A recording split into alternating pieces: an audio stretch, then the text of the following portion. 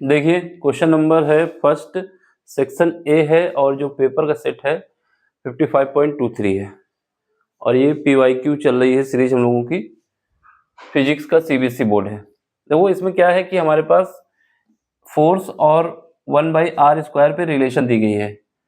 यहाँ पर Q1 Q2 charge है, यहाँ पर Q2 Q3 चार्ज है। कितने एंगल पे है ये दिखाया गया है। ठीक, अब आपसे ये बताना है कि आपको ये बताना है कि Q1 Q3 का रेशियो कितना होगा और ये 4 ऑप्शन दिए गए हैं।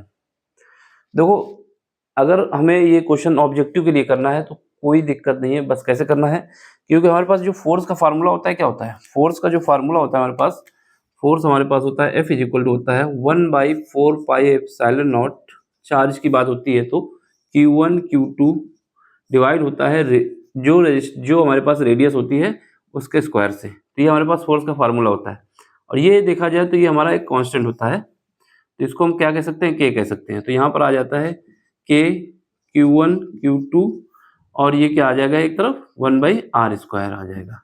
ठीक है, 1/r² आ जाएगा। तो ये हमारे पास फोर्स अगर डायरेक्ट देखें तो वो आ जाएगा K Q1 Q2 एक तरफ आ जाएगा और ये आ जाएगा 1/r²। तो इसको हम ऐसे लिख सकते हैं। अब ये जो ग्राफ बनाया गया है, सॉरी, ये जो ग्राफ बनाया गया है ये हमारे पास y एक्सिस और x एक्सिस के खिलाफ बनाया गया है, मतलब उसकी डायरेक्शन में बनाया गया है। तो ये प्लेन कौन सा है, XY प्लेन है। अब यहाँ पर अगर XY प्लेन की बात होती है तो हमारे पास अगर कोई इक्वेशन होती है y = क्या होती है, mx + c हमारा इसमें दिया नहीं गया है, तो यहाँ पर हम y = mx से कंपेयर कर सकते हैं। mx से कैसे कर सकते हैं, जहाँ पर फोर्स है वहाँ पर हम बता सकते हैं कि y था और जहाँ पर r² है यहाँ पर हम बता सकते हैं x था। तो ये हमारे पास लाइन की इक्वेशन बन गई y = mx। यहाँ से m क्या है, हमारे पास स्लोप है और x क्या है, जिस डायरेक्शन पे जा रहे हैं। तो पहली डायरेक्शन हमारे पास क्या है, ये डायरेक्शन, दूसरी डायरेक्शन ये है। ठीक है, तो यहाँ से हम कह सकते हैं कि m1 बराबर क्या होगा, m1 बराबर हमारे पास ये होगा K Q1 Q2। ठीक है, और m2 क्या होगा, दूसरी स्लोप जो होगी m2 = हो जाएगा K, नीचे आ जाओ, कितना है, Q2 Q3 हो जाएगा। अब m1 की वैल्यू कितनी है, क्योंकि हमारे पास ये स्लोप हमारे पास जब मानी जाती है तो x एक्सिस से पॉजिटिव डायरेक्शन में कितना मूवमेंट हुआ यही स्लोप होती है। तो ये एंगल दिया गया है क्वेश्चन में tan 30 डिग्री। तो ये स्लोप को tan थीटा मानते हैं, ये क्या होता है, tan थीटा होता है, tan थीटा 1 होता है मान लो, और ये क्या होता है, tan थीटा 2 स्लोप जो होती है। तो यहाँ tan थीटा 1 लगाओगे तो ये क्योंकि पॉजिटिव डायरेक्शन है, ठीक है, तो ये हमारे पास क्या हो जाएगा, tan 30 बोले तो tan 30 हमारे पास होता है √3, 1/√3 होता है, कितना होता है, 1/√3 होता है। तो 1/√3 की वैल्यू कितनी आ गई है, K Q1 Q2 आ गई है। और यहाँ पर आ जाओ, यहाँ पर देखोगे तो कितना आ जाएगा, यहाँ पर हमारे पास आ जाएगा tan 60 डिग्री। यहाँ पर हम मैग्नीट्यूड ले रहे हैं। मैग्नीट्यूड क्यों ले रहे हैं, क्योंकि ये हमारे पास जो एंगल है, एंगल हमें ऐसे पॉजिटिव x एक्सिस पे घूम के लेना होता है, ये एंगल लेना है।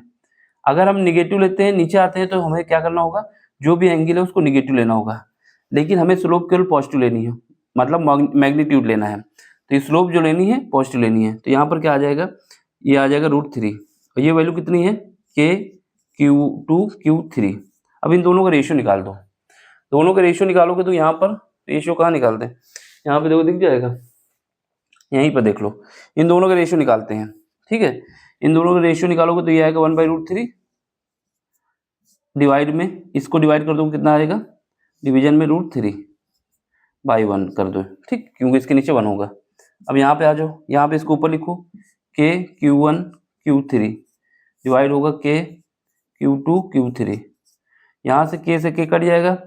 ठीक है, ये हमारा Q2 था, ये Q2 था ना, ये हमारा Q1 और Q2 था, तो ये इससे कट जाएगा। तो यहाँ से क्या बचेगा, Q1 Q3, और ये क्या होगा, ये ऊपर 1 से मल्टीप्लाई होगा, इसका नीचे मल्टीप्लाई होगा, तो 1/3। तो ऑप्शन हमारा कौन सा मिल जाएगा, डी ऑप्शन। ऑब्जेक्टिव के लिए हमको इतना ही करना है, ज़्यादा नहीं करना है। ठीक है, अगर ऑब्जेक्टिव केस होता है तो सीधा हमें क्या करना था, ऑब्जेक्टिव केस में उठाना था, इन दोनों की स्लोप को लेना था, एक स्लोप ये एक स्लोप ये लेनी थी। ठीक है, ये यानी एंगल का जो हमारे पास रेशियो था वही हमारा रेशियो आंसर का था। tan 30 degree divide by tan 60 degree का जो रेशियो है क्या है, 1/3 है, तो वही हमारा आंसर भी है। तो इसको ऑब्जेक्टिव की अप्रोच से करना होगा और सब्जेक्टिव भी करना है तो जैसे प्रॉपर हमने दिखाया y बराबर mx प्लस c से कंपेयर करके हमने निकाल के सब दिखा दिया है। तो ये ऑब्जेक्टिव और सब्जेक्टिव दोनों ही में काम आएगा।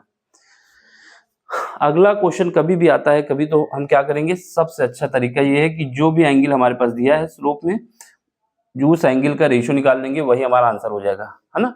लेकिन देखना होगा कि किसका रेशियो पूछा गया है, तो उसी हिसाब से हमें एडजस्ट करना होगा। अगर Q3 Q1 पूछता तो आंसर हमारा पलट जाता, तो आंसर सी हो जाता है। इतना बस ध्यान रखना है और कुछ नहीं करना है।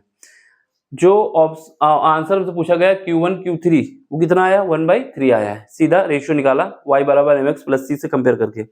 लेकिन अगर इसका अपोजिट पूछता Q3/Q1 तो ऑप्शन हमारा सी हो जाता। तो फिलहाल ऑप्शन हमारा डी है। देख लो, समझ लो, कहीं पर भी कोई दिक्कत हो तो आप हमसे पूछ सकते हैं।